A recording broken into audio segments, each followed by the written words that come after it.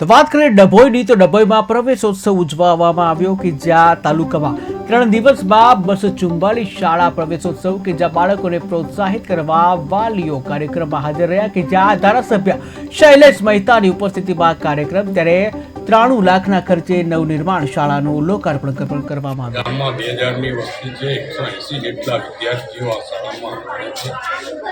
ગયા વર્ષે 20 બાળકોએ પ્રવેશ લીધો હતો, ત્યારે પણ 11 બાળકોએ પ્રવેશ લીધો. તમામને શુભેચ્છા આપું છું, અભિનંદન આપું છું. હવે ધીરે ધીરે ટ્રેન્ડ બદલાઈ રહ્યો છે.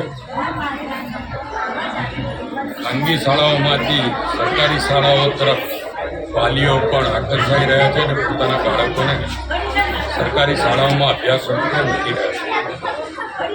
શાળાના શૈક્ષણિક સંકુલો પણ આધુનિક બનાવવામાં આવે છે અને ગંગાસ્થળીમાં નવા શૈક્ષણિક સંકુલનું પણ ઉદ્ઘાટન કરવામાં આવ્યું છે. 93 લાખ રૂપિયાના ખર્ચે અહીંયા શૈક્ષણિક સંકુલ ઊભું થયું છે. 8 વર્ગો જે વિદ્યાર્થીઓને આકર્ષે એવા સુંદર અને વાવજાસની ભરપૂર ત્યાં કરવામાં આવ્યા છે. સાથે વિદ્યાર્થીઓ માટે ટોયલેટની પણ વ્યવસ્થા કરવામાં આવી છે.